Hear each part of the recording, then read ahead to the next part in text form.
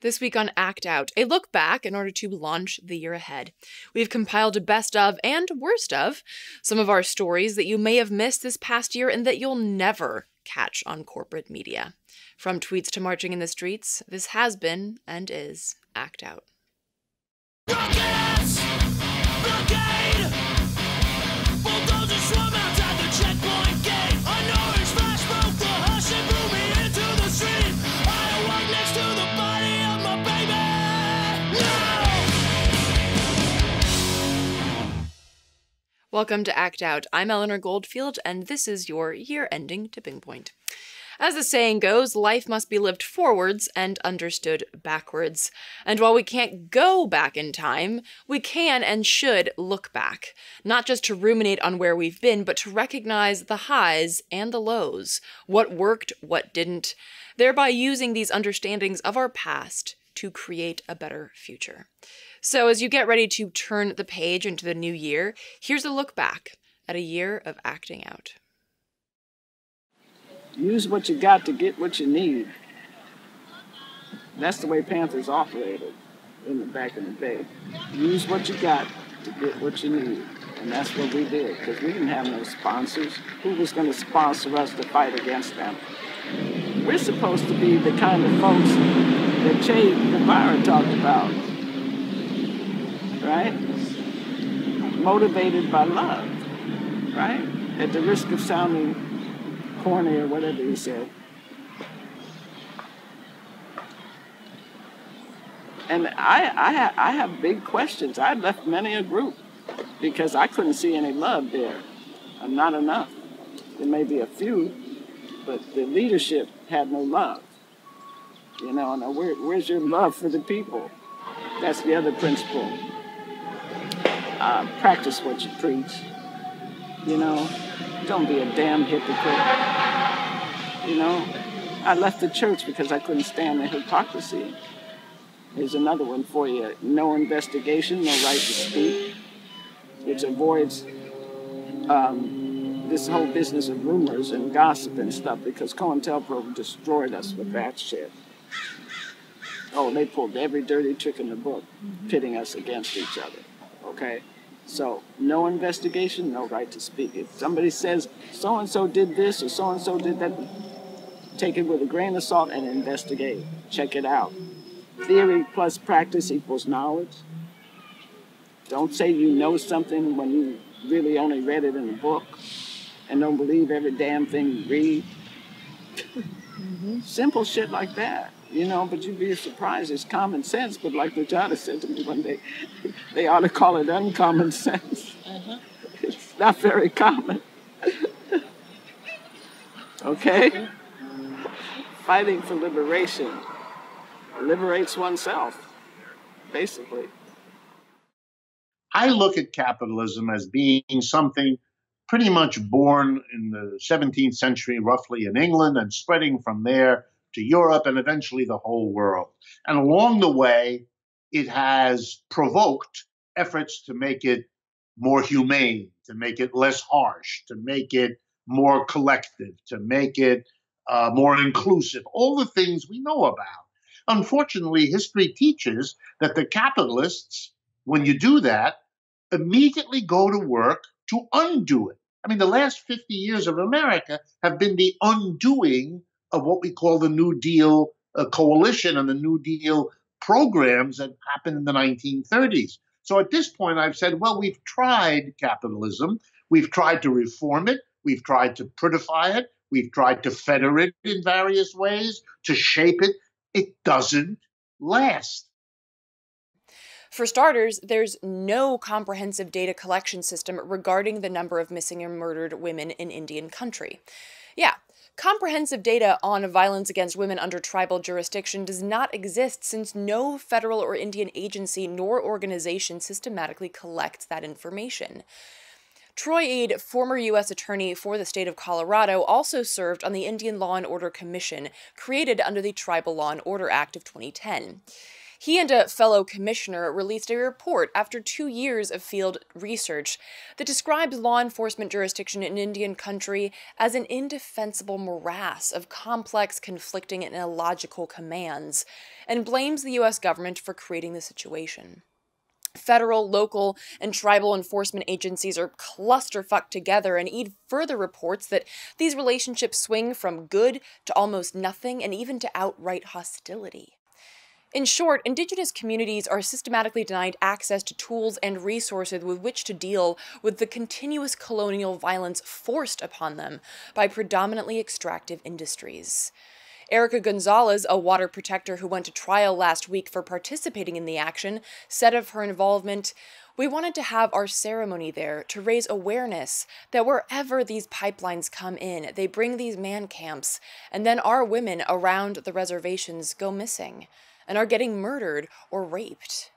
The state doesn't do anything about it. I don't want to sugarcoat it. When they're raping our Mother Earth, they are also raping our women."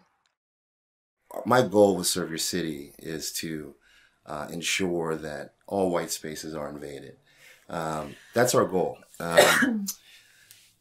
It's important on so many levels. I think our segregation from one another is what leads to so many of our societal ills. That's one issue. And the access issue, right? Not being able to access quality programs and quality opportunities at a young age has such an impact upon your level of engagement in said activities as you grow up. I just want to be the bridge to ensure that the Black and brown children that I serve get the same, not more, but just the same. Yeah. We need more white people to participate in this work with us. Because racism, sexism, misogyny, it destroys all of us, it impacts all of us. From our perspective, the easiest way to reduce police violence significantly is to reduce the scope of policing, which means not only finding non-police ways to deal with public safety, but actually getting ahead of the issue and trying to address and eliminate some of the root causes of these things so that we can start to move in a paradigm beyond just policing, which I think is really about social control. It's essentially like the society, for whatever reasons, I would say the economic and social policies of the elites have created an economic situation and a social situation that has a lot of contradictions, a lot of issues, a lot of problems. And instead of actually addressing them, which makes sense since the things we did caused them, we're just going to put the police there like holding a lid on a boiling pot. And ultimately, to me, that seems like it's not much of a solution. It's just a finger in the dike at best. And at most, it's an extremely oppressive, almost semi-colonial form of existence in many oppressed communities around the country. I think there are serious questions about how do we change that culture. I think there are important reforms that we could pursue around the issue of who owns guns, what the access to them is. But I am a little uncomfortable with the fact that it seems like the way gun control policy has played out since the Reconstruction era has been the unilateral disarming of poor Black communities, while the suburban white racist communities under the guise of hunting, which is not the majority of gun owners, have been allowed to deeply not only arm themselves, but to form militias. I mean, I mentioned the Huey B. Newton Gun Club, which is a relatively small group of people focused on community empowerment, and they're treated as a terrorist organization, where in Oregon you have 3,000-4,000 strong militias where they have state senators that are affiliated with them, and it's not considered controversial. So I think that's the context we have to consider community self-defense in. It's the context of a real threat to a lot of communities, but I think it's also a context that, in that context, gun ownership is very different. And it's part of a disciplined, organized, political, conscious movement that is very different than what we see, which is, I think, a very willy-nilly approach to either people who live on the suburbs who just are racist and fear robberies and who own guns, or people in many of our oppressed communities who feel the need to own a gun to either stay safe or to conduct their business. And a lot of those nuances have to be dealt with, I think, outside of the context of gun control, inside of the context of what do we do about Black markets, and so on and so forth. What do we do about public safety in inner city communities? How do we address the fact that we have so much racism and bigotry that drives a lot of gun ownership? And I think that's a bigger and broader question we need to discuss. I think, there are things that I'd be interested in talking about in terms of gun safety, but I also think that the modern gun control movement is more focused on demonizing gun ownership per se than teasing these different things out. So I think it's complicated, but I do believe people have not only the right to bear arms, but that it's intelligent for many oppressed groups and left-wing political groups to be prepared to defend themselves vis-a-vis some individuals who openly are saying they want to kill us. At the end of the day, it's a survival issue. I think for Appalachians Against Pipelines, largely, it's about the climate. It's about reclaiming this land that's been taken too many times, and not letting it be stolen one more time for corporate destruction. It doesn't take a whole lot of people to create a whole lot of conflict for the pipeline company. Currently there are just two of us who are holding it down up here, and it's completely halted their ability to bore a hole through this mountain and continue the construction. So in that sense, this tactic was really alluring, because it would also allow for us to continue fighting on other fronts. But I personally am up here because it's something I can do, and I really wanted to just wedge myself directly into the battlefield, and to use my faculties and my energy to concretely stop the construction. Talk to your neighbors, talk to the people that you share a life with, and get to thinking about what it can look like to continue to resist, and what it can look like to build life in the way of this destruction, which is what we're doing here. Of the top 20 region sectors ranked by environmental impacts, none would be profitable if environmental costs were fully integrated. The industrial behemoths of our world, coal, meat, natural gas, oil, logging, none of them would be in the black if they actually had to pay for the destruction that they cause. And keep in mind, this report is actually more than 4 years old. Seeing as we haven't made any considerable conversions to renewables, eating less meat, or leaving the fucking trees alone, those numbers are likely even more extreme.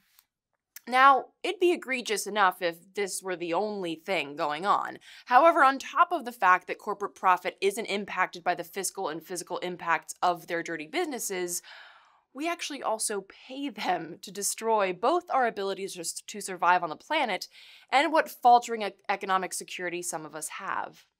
From 2000 to 2017, the federal government alone awarded big business $72.3 billion in grants and allocated tax credits. That's free money. Handouts from us to the government to the filthy rich. What would happen under National Improved Medicare for All is that we wouldn't have Medicaid. We wouldn't have employer-based health insurance or the other types of private health insurance. It would just create a national system like other countries have, where every single person is in it from the time they're born until they die. It completely decouples the cost of care from what you've contributed. If you don't make a lot of money but you have a serious problem, you're going to get the amount of care that you need, not what you can afford. An argument that some people might bring up is, well, I don't want to pay for everyone's healthcare. That's not fair. But in reality, they're paying. Would you say that they're paying more now for a type of corporate welfare as opposed to the welfare of the people? That's a good way to put it. Yeah, it's absolutely corporate welfare under our current system. The private insurance companies get all kinds of dollars from us. They get, subsidies to help people buy their insurance. They get, employers get tax breaks. They get supplemental help for people who can't afford their copays and things. That comes out of our public dollars. There's all sorts of ways that we subsidize this current system. The way that we look at it is, look, the United States is the only country that uses this very complicated private type of system, and we spend the most of all the industrialized countries in the world, and we don't even cover everybody. I studied it for 3 or 4 months. There's so many mass murders to study. It's easy. They all had one thing in common, which is that they lost a girlfriend, which was a marker of male accomplishment, or a job, or both. What they mean by make America great again is make white men dominant because they have dependent wives and children. and they earn family wages. It's the capitalists who destroyed their position, but that's not what you see on TV. And so they're not getting it. And they're very angry. They have been dispossessed of that power, that economic power to control women's lives, which was a marker of male accomplishment.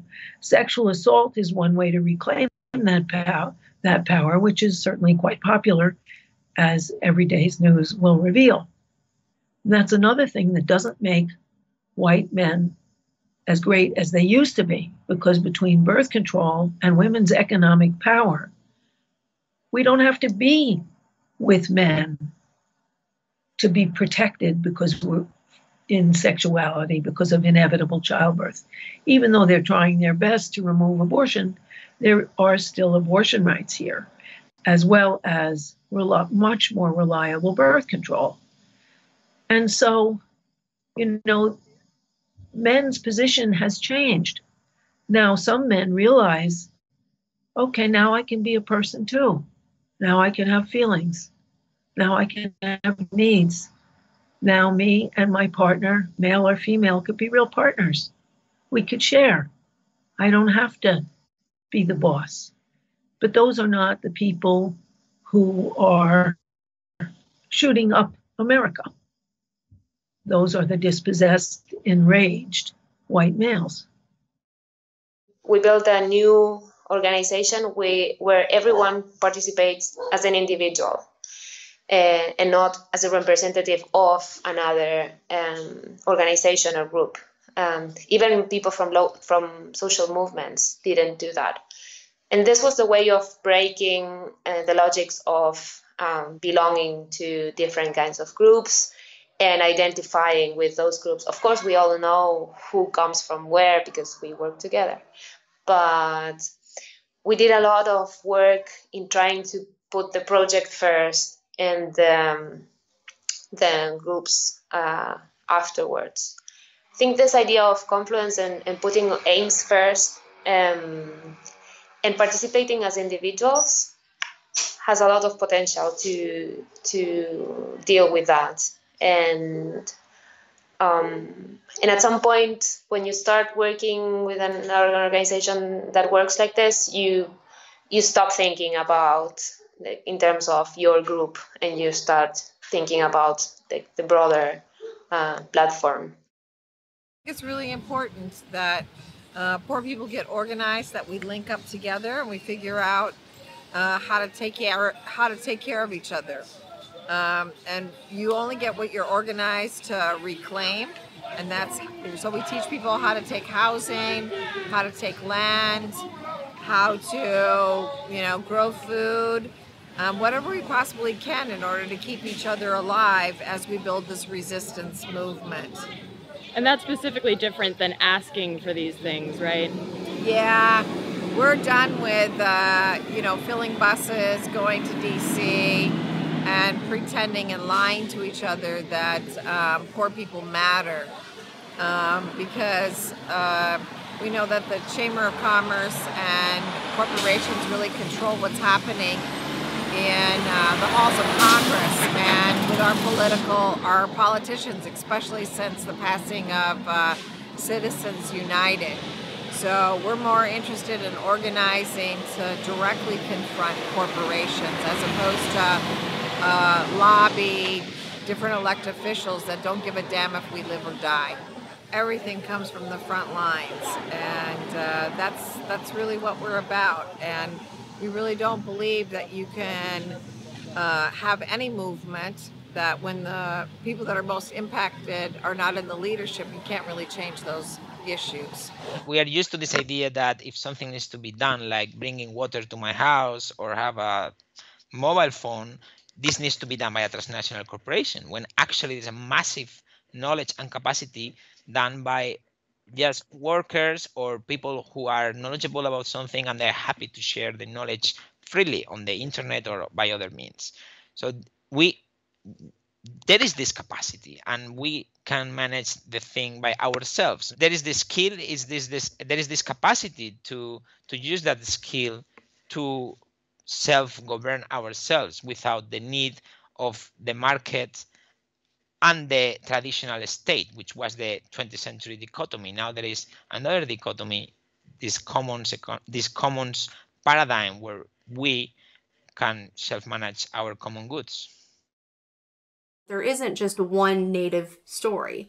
There are thousands of Native stories because we have so many nations, and we're not a racial group. We are sovereign people. Like, I am a citizen of both the United States and of the Cherokee Nation of Oklahoma, and that is left out of a lot of movement work. Even just the recognition that you're organizing on indigenous land is left out. So we need to be brought in, and it's not just enough to bring us to the table and have us at the table doing the organizing work, have giving input and such. If people aren't really interested in decolonization and giving up their privilege as settlers, you know, that's really important, is remembering that regardless of what brought you to the U.S., you are still on indigenous land. And you have to recognize that, and you have to respect that, and you have to respect what we've been through, what we're going through, and what we're still facing going forward. I think it's really important, particularly on, you know, for indigenous people to, you know, non-natives to educate themselves, because you don't learn anything in the school system here. You don't. Maybe you get this half-assed story of what happened to some of our people, and, you know, it's only up to maybe the mid-1800s, which no wonder people don't think we exist. They think we were all killed off. Read the books that we write, read the articles, watch the documentaries that we make, listen to the music we make. You know, if you do those things, you'll start to learn about us, and you'll start to learn about our histories and the fights we have. I think the most important thing, though, is to make sure that people are looking to indigenous academics or indigenous words and wisdom, and not the white anthropologist who wrote about us.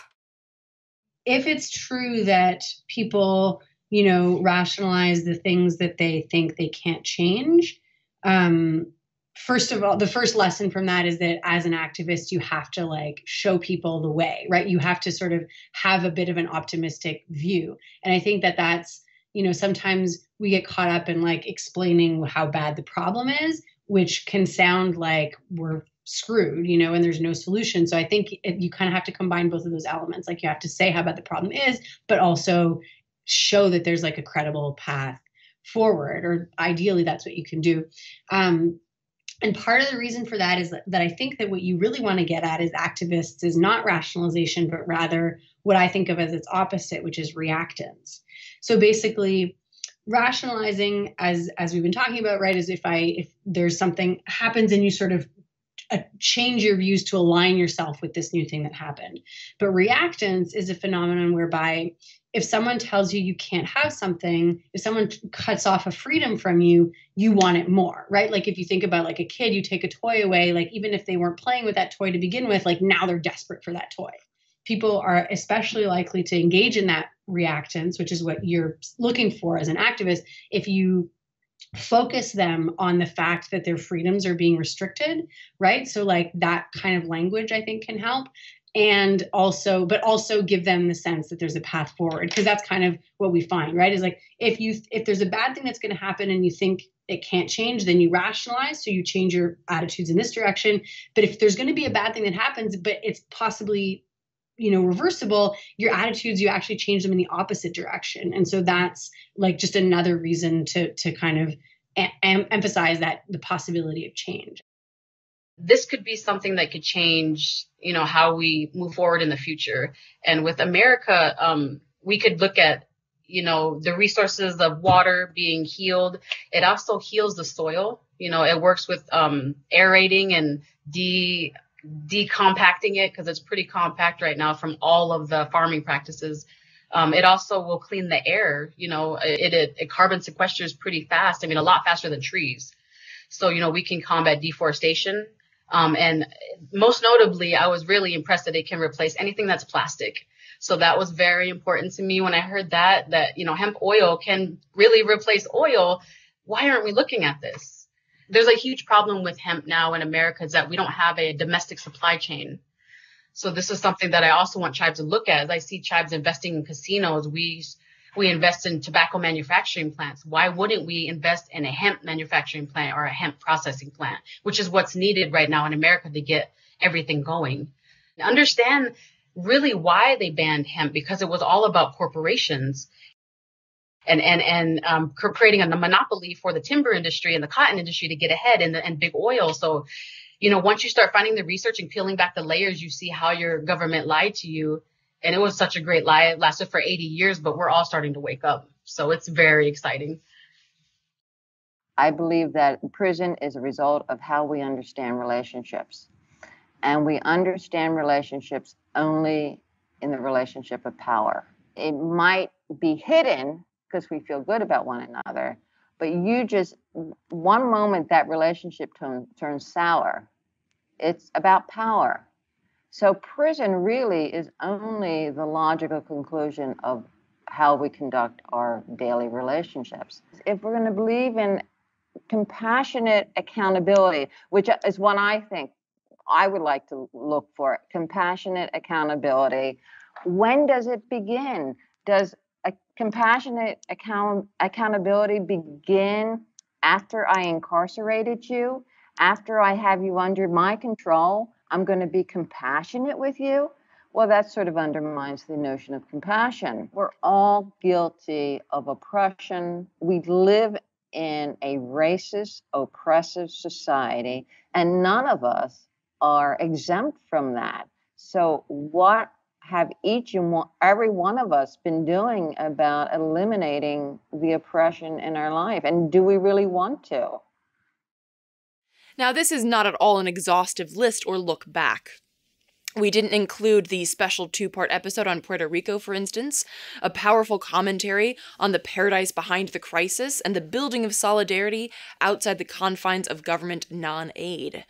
We also didn't get to some of the more recent episodes, so be sure to check out our reporting on issues such as the USMCA trade deal, women's reproductive health, the Pentagon's domestic war waging, and more.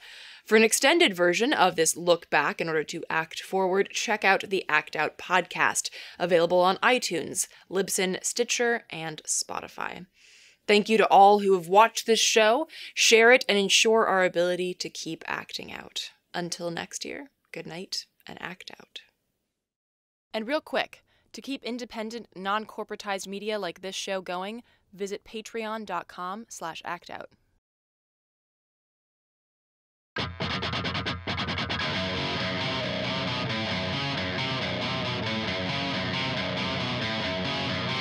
I can hear the boots are stomping. Come on, boys, let's get some rocks to throw. I can't stand to hear my father cry anymore. Time we left one of you motherfuckers dead in the road. We've been backing up inch by inch. We got nowhere else to go.